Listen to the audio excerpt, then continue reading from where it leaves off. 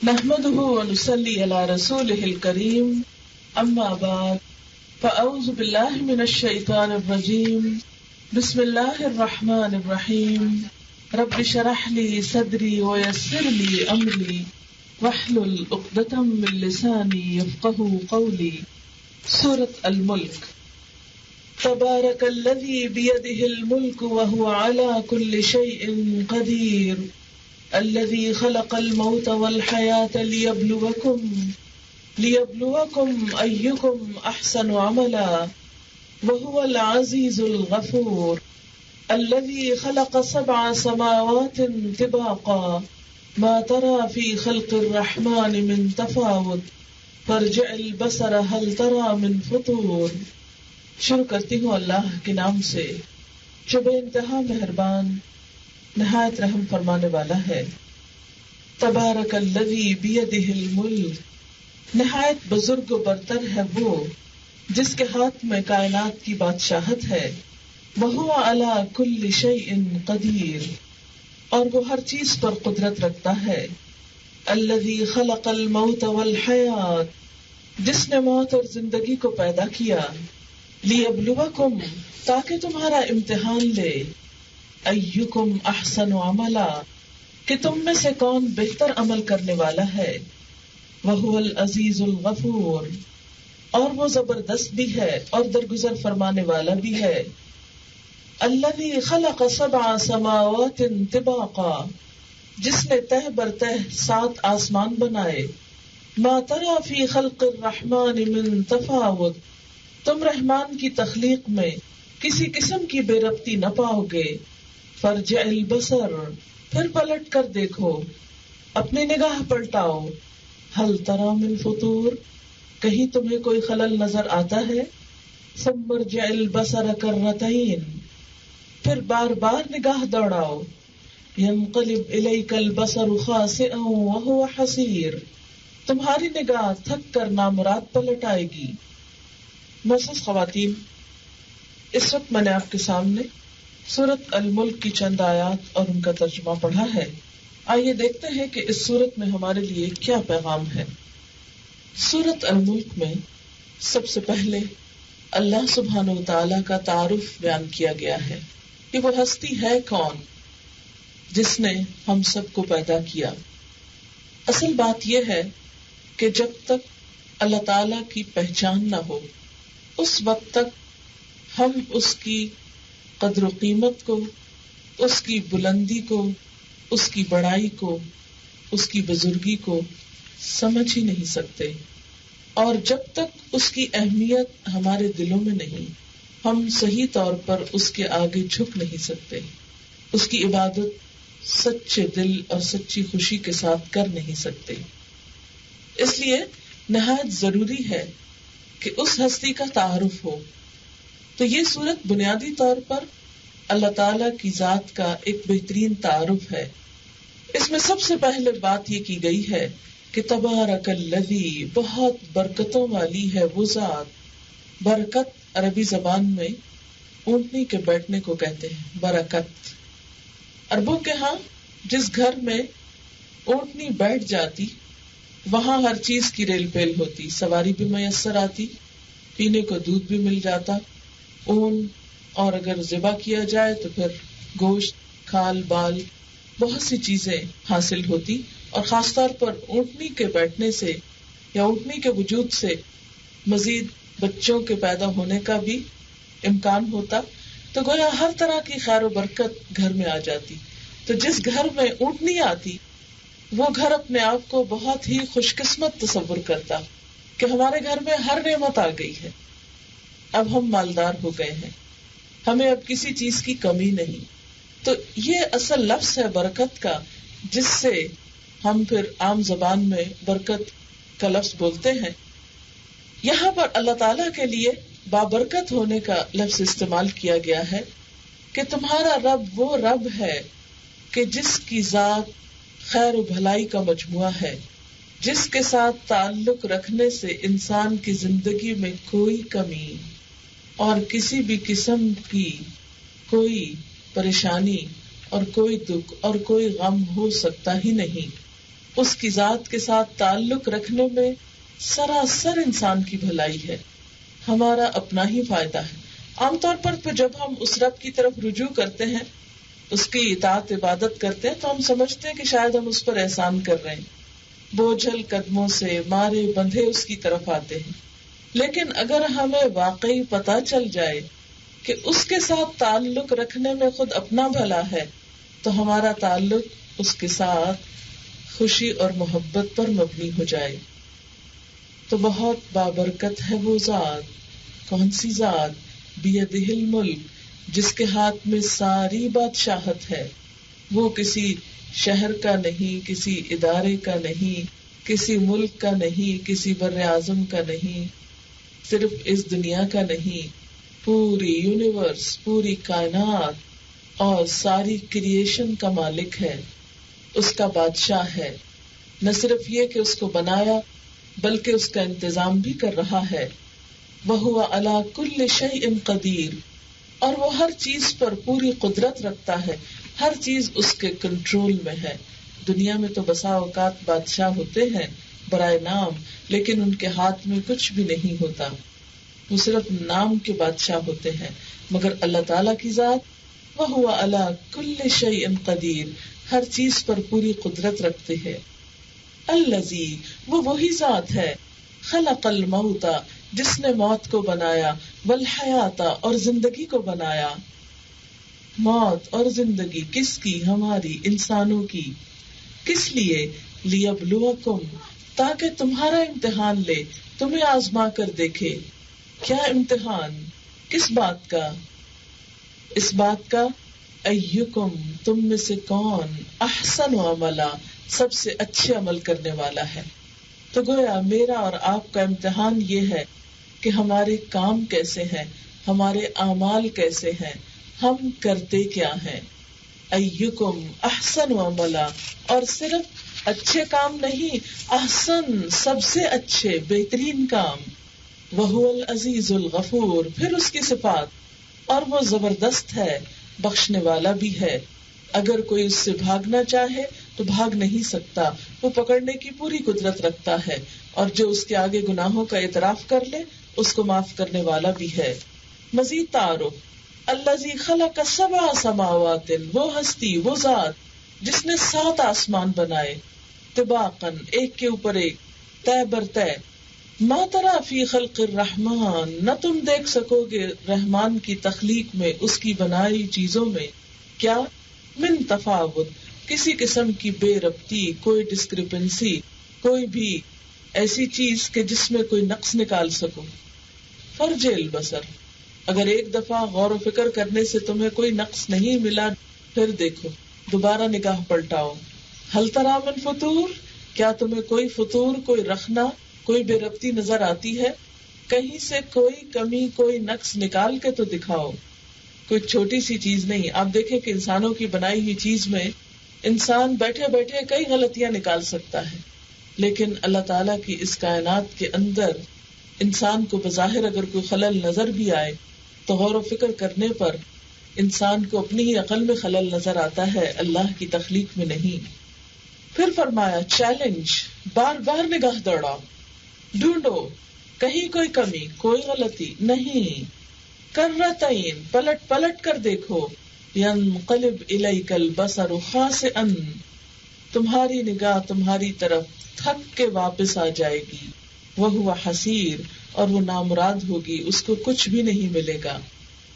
یعنی انسان کو چیلنج کر کے بتایا گیا کہ تم اگر اللہ کی ذات کو بڑا نہیں سمجھتے اور تمہیں اس کی بڑائی محسوس نہیں ہوتی تو ذرا اپنے آس پاس نظر ڈال کے تو دیکھو، کوئی کمی نظر آتی ہے کہیں؟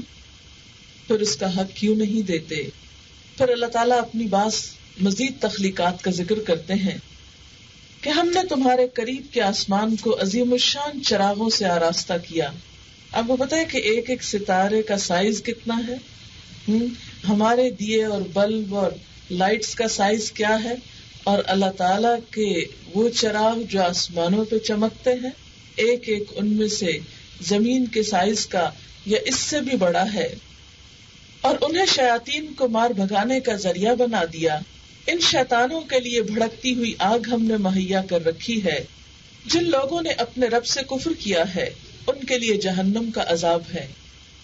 یعنی اللہ تعالیٰ کو پہچاننا چاہتے ہو، دیکھو اوپر نیچے دائیں بائیں ہر طرف اس کی طرف بلانے والے بے شمار نشانات موجود ہیں.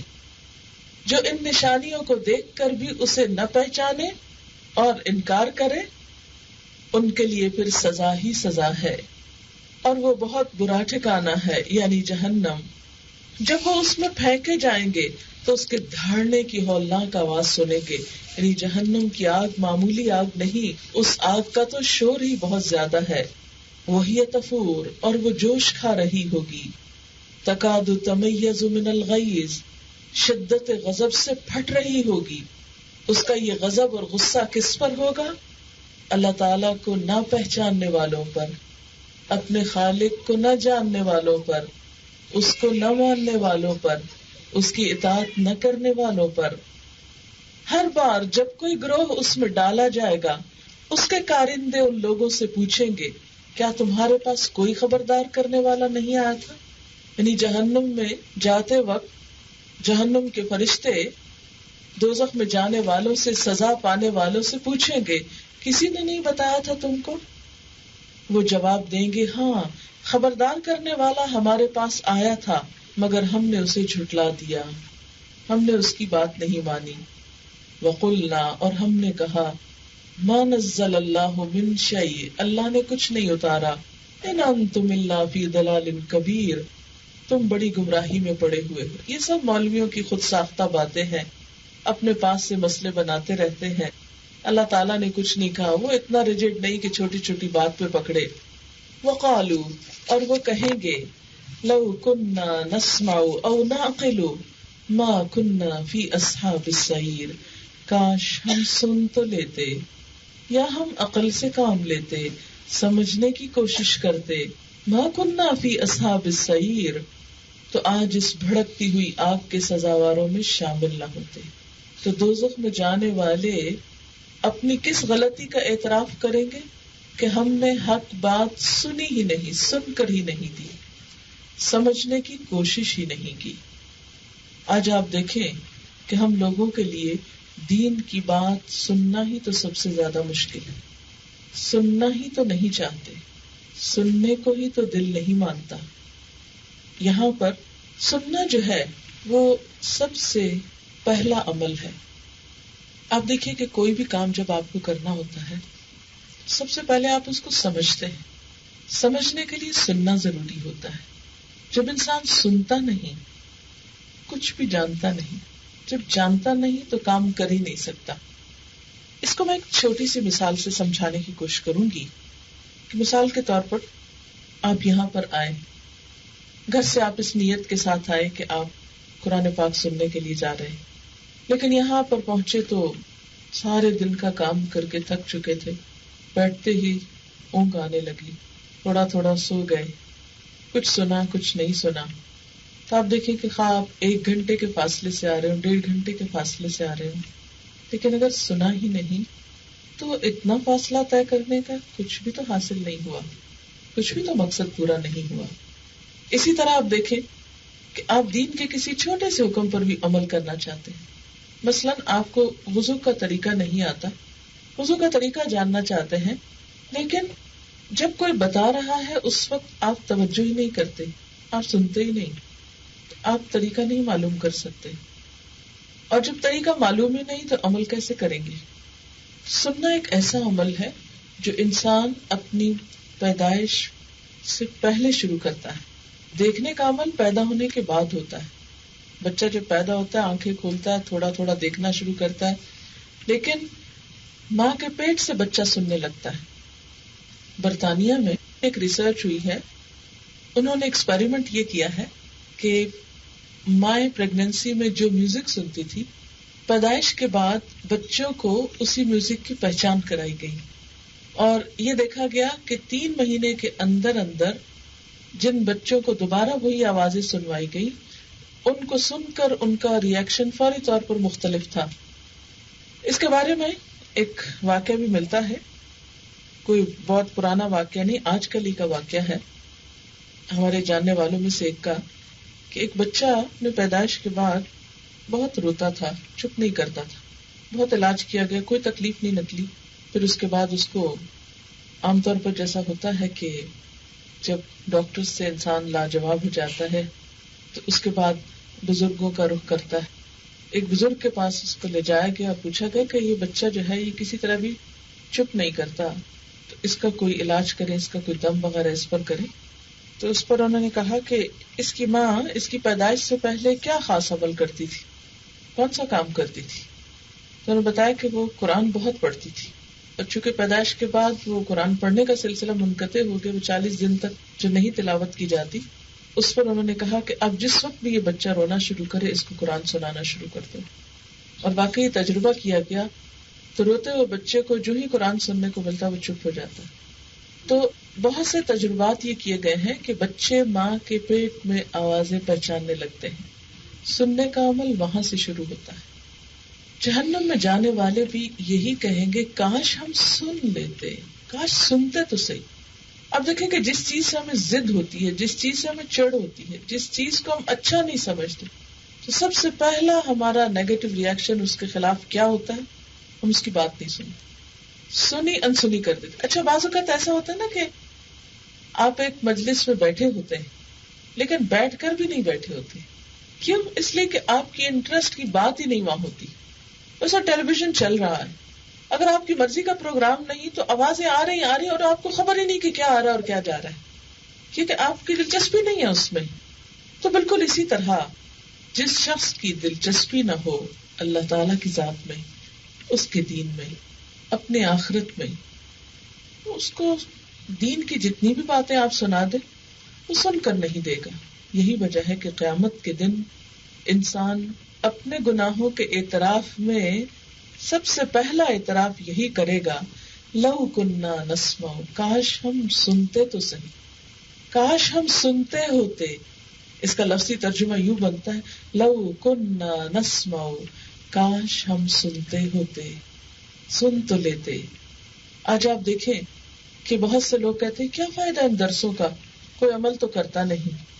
بات یہ ہے کہ درسوں کا قصور نہیں ہے، لوگ سنتے ہی نہیں، اور سنتے بھی ہیں تو توجہ سے نہیں سنتے، ایک کان سے سنتے اور دوسرے سے نکال دیتے ہیں. جو حقیقت میں سن لے، جیسے قرآن پاک میں آتا ہے وَتَعِيَهَا أُذُنُ وَعِيَا. مثلاً آپ دیکھیں کہ اگر آپ اس گلاس کو الٹا کر دیں تو جتنا مرضی پانی ڈالے اس پر، پانی تو پڑ رہا مگر اندر کچھ نہیں جا رہا، وہ پی نہیں سکتے آپ. پانی پینے کے لیے کیا ہے؟ سیدھا گلاس رکھیں اور اس کے اندر پانی ڈالیں، اس صورت میں آپ پانی پی سکیں گے. بالکل اسی طرح اگر آپ کسی درس کی مجلس میں بیٹھے بھی ہیں، قرآن سننے کی مجلس میں موجود بھی ہیں، تو جب تک اپنے کان لگائیں گے نہیں، توجہ رکھیں گے نہیں، اس وقت تک بات سمجھ میں نہیں آئے گی اور دل میں نہیں اترے گی. کان جو ہے نا یہ ہے تو باہر ایک سوراخ کی طرح، لیکن دل جو ہے وہ برتن ہے اس کا، یعنی یہ ایک پائپ ہے جس کا برتن دل ہے. جو چیز اس سوراخ یا پائپ کے اندر جاتی ہے وہ دل تک ضرور پہنچتی ہے، جو توجہ سے بالکل اندر باہر نہ چھلکنے دی جائے، دل تک چلی جائے، اور جو دل تک جاتی ہے پھر پورے جسم کو متاثر کرتی ہے. کیونکہ دل ایک ایسی جگہ ہے نا جہاں سے پورے جسم کے بال تک بلڈ پہنچتا ہے پمپ ہو کر.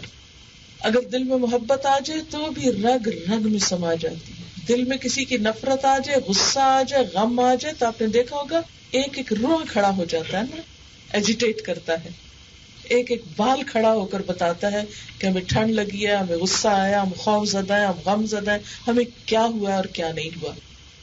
لیکن یہ سب کچھ کس سے شروع ہوتا ہے؟ سننے سے شروع ہوتا ہے.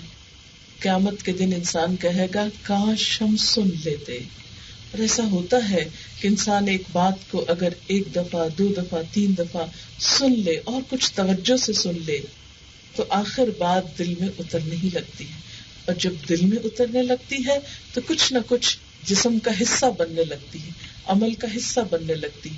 پھر انسان شعوری طور پر بھی اور غیر شعوری طور پر بھی، کانشیسلی بھی اور انکانشیسلی بھی. آپ نے دیکھا کہ ایک آواز سنتے ہیں آپ اور ابھی آپ کو پتہ نہیں چلتا کہ دھماکہ کہاں ہے لیکن آپ کا سارا جسم کانپنے لگتا ہے.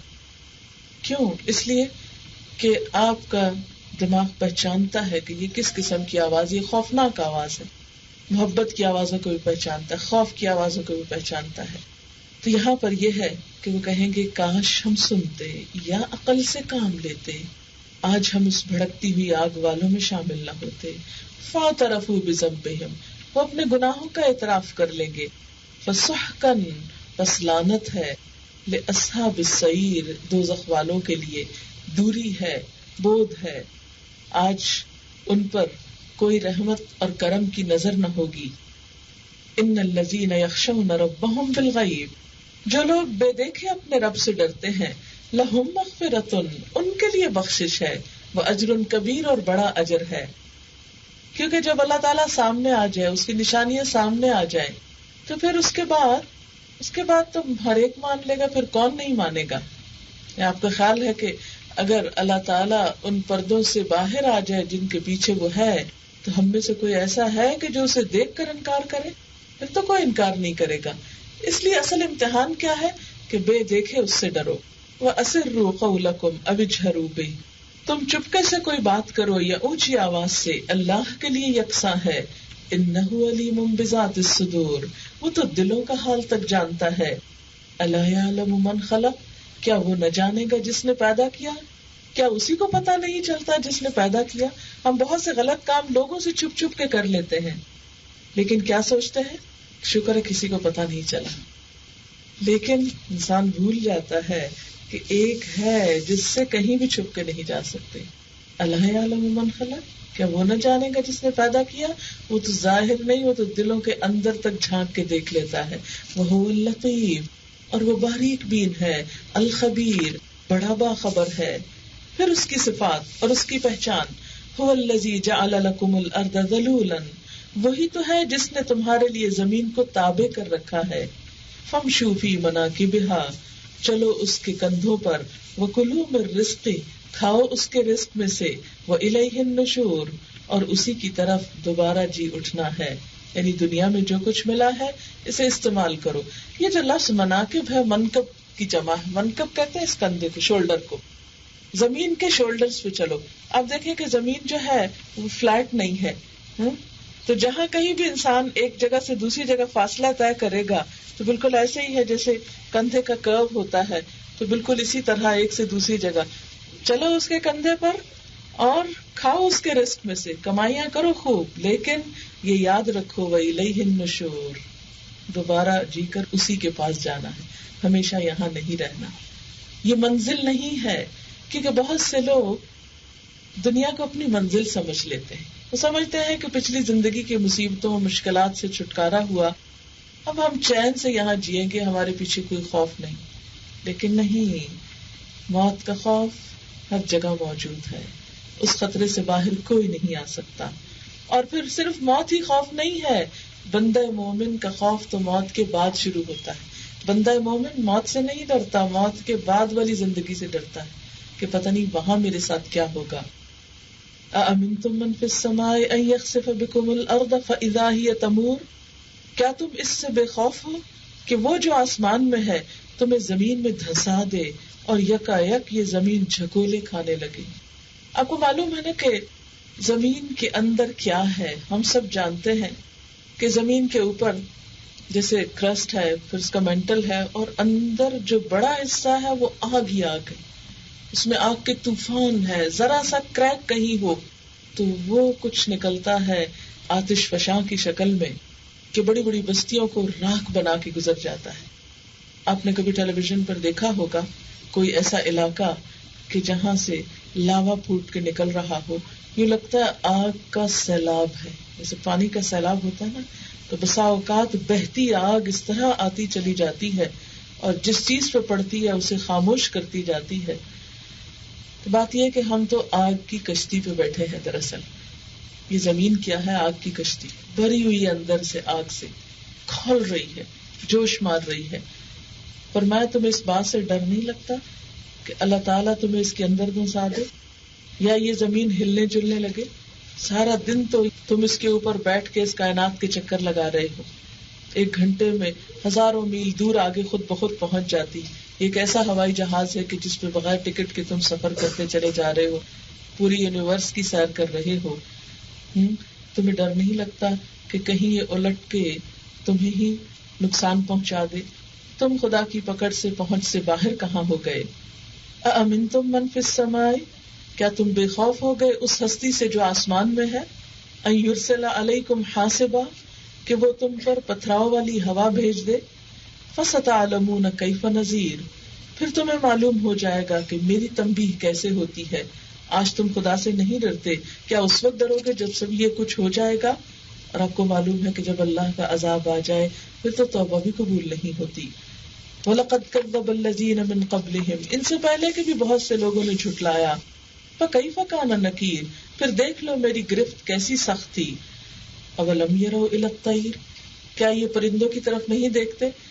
جسے میں نے شروع میں عرض کیا تھا نا سورت کے، کہ یہ سورت دراصل اللہ تعالیٰ کی پہچان ہے تھرو ہز کریشن، کہ دیکھو کیا کچھ میں نے بنایا. تم کہتے ہو کہ خدا نظر نہیں آتا اس لیے وہ موجود نہیں، ہم اسے چھو کے نہیں دیکھ سکتے، اسے چکھ نہیں سکتے، وہ ہے نہیں. دیکھو یہ سب کچھ جو بنا ہوا ہے یہ آخر کس نے بنایا، اس کا پیدا کرنے والا کون ہے؟ پہلے زمین کی بہت سی نشانیاں آسمان کی دکھائی، پھر فرمایا پرندوں کو دیکھو جو زمین اور آسمان کے بیچ میں ہیں. صافات و یقبضن، کس طرح یہ پر پھیلائے ہوئے ہیں اور سکیڑے ہوئے ہیں. بعض پرندے فضا کے اندر گھنٹوں پر پھیلا کے گھوم رہے ہوتے ہیں اور بعض پورے کے پورے اپنے آپ کو سمیٹ لیتے ہیں، اس کے باوجود بھی اڑ رہے ہوتے ہیں. یہ کون ان کو تھامتا ہے؟ فرمایا ما یمسکہن الا الرحمن، رحمان کے سوا کوئی نہیں جو انہیں تھام سکے. انہ بکل شیء بصیر، بے شک وہ ہر چیز کو دیکھتا ہے. امن ھذا الذی ھو جند لکم ینصرکم من دون الرحمن، بتاؤ آخر وہ کون سا لشکر تمہارے پاس ہے جو رحمان کے مقابلے میں تمہاری مدد کر سکتا ہے. تم خدا سے نہیں ڈرتے، انسانوں سے ڈرتے ہو. وہ کون سا انسان ہے جو تمہیں خدا سے بچائیں گے؟ حقیقت یہ ہے کہ یہ منکرین دھوکے میں پڑے ہوئے ہیں. ان الکافرون الا فی غرور امن ھذا الذی یرزقکم ان امسک رزقہ، پھر بتاؤ کون ہے جو تمہیں رزق دے سکتا ہے اگر رحمان اپنا رزق روک لے. اگر اس نے بارش برسانا چھوڑ دی تو تم میں سے کون ہے جو زمین سے کچھ اگا کے دکھائے؟ دنیا کے بے شمار علاقے ایسے ہیں جہاں وقتاً فوقتاً قحط پڑتا رہتا ہے، اور ہم دیکھتے ہیں کہ اتنی ترقی یافتہ دنیا ہونے کے باوجود بسا اوقات وہ ان ملکوں میں کھانے کا انتظام تک نہیں کر سکتی، پانی تک نہیں پہنچا سکتی، اور بڑے بڑے علاقے آبادیوں سے خالی ہو کر رہ جاتے ہیں. بل لجوا فی عتو و نفور، دراصل یہ لوگ سرکشی اور حق سے انکار پہ اڑے ہوئے ہیں. افمن یمشی مکبا علی وجہہ اہدی امن یمشی سویا علی صراط مستقیم، بھلا سوچو جو شخص منہ اوندھائے چل رہا ہو وہ زیادہ صحیح راستہ پانے والا ہے یا وہ جو سر اٹھائے سیدھا ایک ہموار سڑک پہ چل رہا ہو؟ یعنی جو آنکھیں بند کر کے بغیر سوچے سمجھے چل رہا ہے وہ سیدھے راستے پر ہے، جو آنکھیں کھول کر رب کو پہچان کر اس کی رہنمائی میں چل رہا ہے. یہاں دو کیریکٹرز کو کمپیئر کیا جا رہا ہے. ایک وہ کیریکٹر ہے جو اس بات کے بارے میں سوچتا ہی نہیں کہ یہ کائنات کس نے بنائی، کون ہے اس کا پیدا کرنے والا، کون ہے مجھے بنانے والا، کون ہے مجھے رزق دینے والا. وہ بس منہ نیچے ڈال کے اپنی دنیا، نیچے سر ڈالنے کا مطلب یہ کہ اس کی نگاہ میں صرف دنیا ہے، وہ اس سے اوپر اٹھ کے نہیں دیکھتا، اس کے بنانے والے کے بارے میں سوچتا ہی نہیں. اور ایک دوسرا ہے کہ جو سوچ سمجھ کے زندگی بسر کر رہا ہے اپنے خالق کو پہچان کر. تو ان دونوں میں کیا کوئی فرق نہیں ہو سکتا؟ بتاؤ کون سیدھے راستے پر ہے؟ اصل میں ہمیں سوچنے پہ مجبور کیا جا رہا ہے کہ تم یہ مت سوچو کہ اللہ کی پہچان اور اس کی مرضی کے بغیر اگر تم جیو گے تو تمہارا جینا کچھ برحق ہوگا. ان سے کہو اللہ ہی ہے جس نے تمہیں پیدا کیا. وَجَعَلَ لَكُمُ السَّمْعَ وَالْأَبْصَارَ وَالْأَفْئِدَةَ، تمہیں سننے اور دیکھنے کی طاقتیں دی اور سوچنے سمجھنے والے دل دیے. قَلِيلًا مَا تَشْكُرُونَ، کتنا کم تم شکر ادا کرتے ہو. یعنی کان، آنکھیں اور دل پا کر اسی کو پہچانتے نہیں، اسی کی بات سمجھ نہیں آتی، اسی کی نشانیاں نہیں دکھائی دیتی، اسی کی محبت سے دل خالی ہے. قل هو الذی ذرأکم فی الارض والیہ تحشرون، ان سے کہو اللہ ہی ہے جس نے تمہیں زمین میں پھیلایا اور اسی کی طرف تم سمیٹے جاؤ گے. یعنی بھیجا بھی یہاں پر اسی نے اور اسی نے اپنی طرف تم سب کو اکٹھا کر لینا ہے. وَيَقُولُونَ مَتَىٰ هَٰذَا الْوَعْدُ، اور جب بتایا جاتا ہے کہ قیامت کے دن یہ ہوگا تو کہتے ہیں اگر تم سچے ہو اس بات میں تو بتاؤ کب آئے گی قیامت. بالکل irrelevant question. اس سے کیا فرق پڑتا ہے کہ کب آئے گی؟ ایک چیز جو آئے گی بس آ جائے گی، تم اس کے لیے تیاری تو کرو. ایک شخص نے حضور صلی اللہ علیہ وسلم سے پوچھا کہ قیامت کب آئے گی، تو آپ نے فرمایا کہ بولے یہ بتاؤ تم نے اس کے لیے تیاری کیا کر رکھی ہے. ان کنتم صادقین، اگر تم سچے ہو. قل انما العلم عند اللہ، کہہ دیجیے اس کا علم تو اللہ کے پاس ہے. وانما انا نذیر مبین، اور میں تو بس کھلم کھلا خبردار کرنے والا ہوں. فلما رأوه زلفۃ، پھر جب وہ اس کو قریب دیکھ لیں گے، سیئت بگڑ جائیں گے، وجوہ الذین کفروا، چہرے ان لوگوں کے جنہوں نے کفر کیا. وقیلا، اور کہہ دیا جائے گا، ھذا الذی کنتم بہ تدعون، یہ ہے وہ چیز جس کے تم تقاضے کرتے تھے، جس کے لیے تم مطالبے کرتے تھے. قل ارأیتم، کہہ دیجئے کیا غور کیا تم نے، ان اہلکنی اللہ، اگر ہلاک کر دے مجھ کو اللہ، ومن معی، اور جو میرے ساتھ ہے، او رحمنا، یا ہم پہ رحم کرے، فمن یجیر الکافرین من عذاب علیم، تو کافروں کو دردناک عذاب سے کون بچائے گا. کفار مکہ جب بار بار انکار کی روش پہ آتے تو اس بات کی دعائیں مانگتے کہ کاش یہ بتانے والا ہی کہیں چلا جائے، یہ روز روز ہم کو نہ سنائے. فرمایا اگر وہ چلا بھی گیا تو تم عذاب سے کیسے بچ جاؤ گے.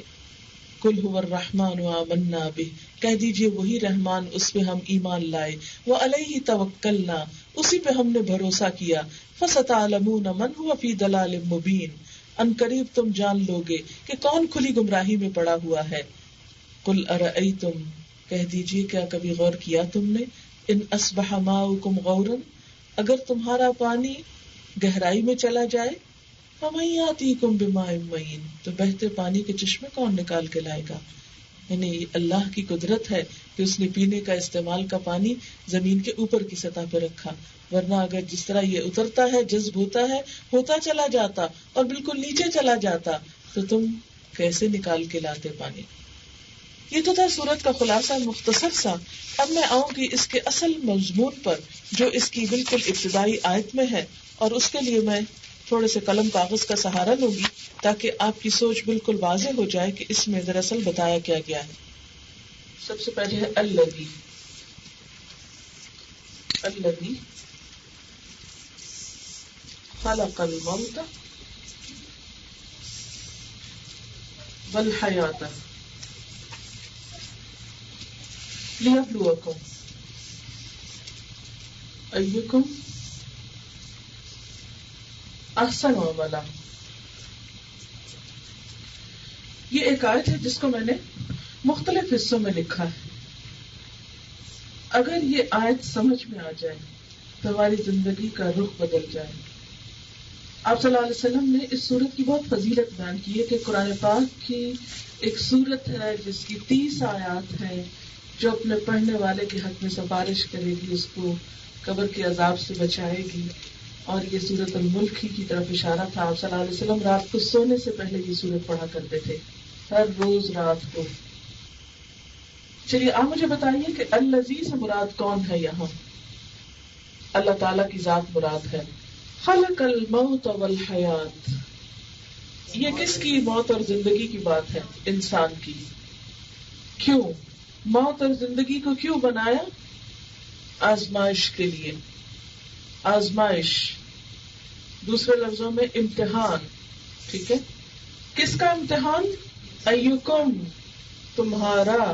ٹھیک ہے، یہ جو تمہارا ہے نا، اس کے آگے لکھ لیجئے میرا. اللہ تعالیٰ نے فرمایا نا تمہارا، تمہاری بات ہے تو وہ کس کی ہے؟ میری. یعنی میرا امتحان لیا جا رہا ہے. کس بات کا امتحان؟ امتحان میں کیا دیکھا جا رہا ہے؟ ایکم احسن عملا، تو مجھ سے کیا چاہیے؟ احسن عمل. احسن جو ہے یہ سب سے اچھا، صرف اچھا نہیں، سب سے اچھا، بہت ہی اچھا، بہترین عمل جس کو کہتے ہیں نا، بیسٹ. اور عمل کا لفظ جو ہے یہ تو آپ کا جانا پہچانا ہے. تو گویا اصل چیز جو ہمیں دینی ہے وہ کیا ہے؟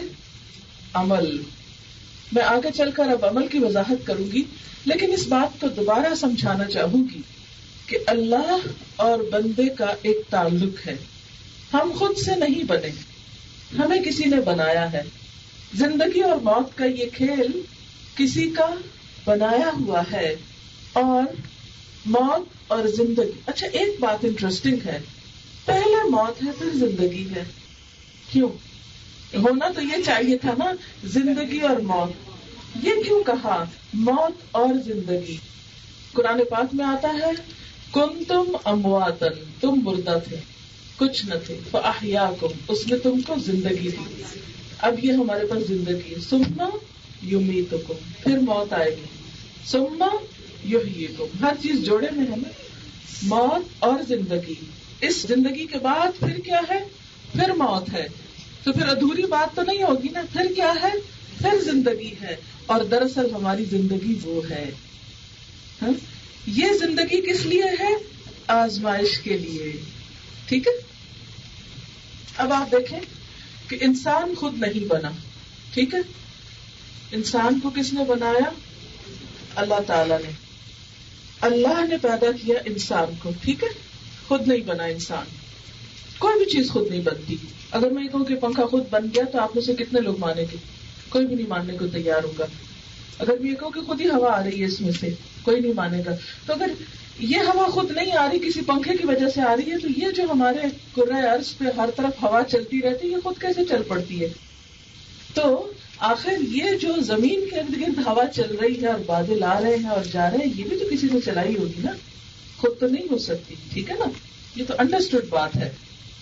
تو وہ ہمیں بتایا گیا کہ وہ یہ ہستی ہے جس نے سب کچھ بنایا اور اسی نے انسان کو بنایا. انسان کو کیوں بنایا؟ وائی، کیا مقصد ہے بنانے کا؟ ہر ایک پوچھتا ہے نا، میں کیوں آیا، مجھے کیوں بنایا گیا، میرا کیا کام ہے زندگی میں، اس دنیا میں مجھ کو کیا کرنا ہے؟ تو بتایا گیا کہ تمہارا امتحان مقصود ہے. تم یہاں ایک ٹیسٹ دینے کے لیے آئے ہو، اور پہلے تم کچھ نہ تھے، پھر تم کو بنایا گیا. اب کیا ہوگا؟ دوبارہ ایک اور موت آنی ہے نا. اور پھر اس کے بعد اصل زندگی ہے. ٹھیک، جو جنت یا جہنم ہے یہاں. اب آپ دیکھیں کہ یہ زندگی امتحان کے لیے ہے. اس موت کے بعد کی زندگی جو ہے یہ ہمیشہ کی جینے کی ہے، یہ جنت یا جہنم میں جانے کے لیے. اس زندگی کا انحصار اس پر ہے، یہ بیس ہے. جیسی یہ زندگی ہوگی اس کا یہ دوسرا رخ ہے. بالکل اسی طرح آپ یوں سمجھ سکتے ہیں کہ جیسے یہ کاغذ ہے، اس کا نام ہے زندگی. ایک اس کا یہ رخ ہے، ایک اس کا یہ رخ ہے. ٹھیک ہے. تو جیسی ایک تصویر آپ ادھر بنائیں گے ویسے ہی دوسری طرف جھلک نظر آئے گی نا. مثلا یہاں پر آپ کو 2 لکیریں پڑی ہوئی نظر آتی ہیں، اگر میں یہاں 3-4 لکیریں اور ڈالوں تو وہی دوسری طرف نظر آئے گی. بالکل اسی طرح جو کچھ ہم یہاں کر رہے ہیں، جیسے ہم رہ رہے ہیں، اس کا ڈٹو کاپی دوسری طرف مل جائے گی انسان کو. یہ لوگ یہ کر کے لائے، یہ تمہارا پرچہ ہے، اس کو دوسری طرف سے دیکھ لو. ہاں، جو غلط کام ہوں گے وہ اللہ تعالیٰ کیا کہیں گے؟ جو معافی مانگ لیں گے اس کے مٹا دیں گے. تو جو لکیریں مٹ جائیں گی پھر وہ دوسری طرف نظر نہیں آئے گی. پھر باقی کیا رہ جائے گا؟ انسان کا اچھا عمل. قرآن پاک میں اس پر بار بار اسٹریس دیا گیا، انما تجزون ما کنتم تعملون. تم کو وہی جزا دی جا رہی ہے جو تم عمل کر کے آئے ہو، جو لے کر آئے ہو. یہ اسی تصویر کا دوسرا رخ ہے. تو خلق الموت والحیات لیبلوکم. اللہ نے انسان کو پیدا کیا، اس کی زندگی بنائی، زندگی کے 2 رخ بنائے، ایک یہاں ایک وہاں. اور اس زندگی میں جو یہاں ملی دراصل انسان کا امتحان ہو رہا ہے. اور کس انسان کا؟ کس کا؟ اور اس کا جواب ہے اللہ تعالیٰ ہمیں کہتے ہیں تمہارا. تو مجھے اس کے جواب میں سمجھ آتا ہے کہ میرا امتحان ہو رہا ہے. ہم میں سے ہر ایک کا ہو رہا ہے. اس ایگزام سے کوئی بھی ایگزامپٹڈ نہیں ہے. اور امتحان کس بات کا ہو رہا ہے؟ ایکم احسن عملا.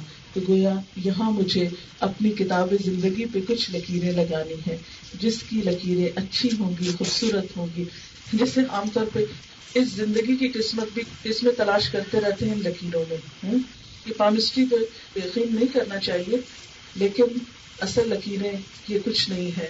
اصل وہ ہیں جو ہمارے آثار ہیں.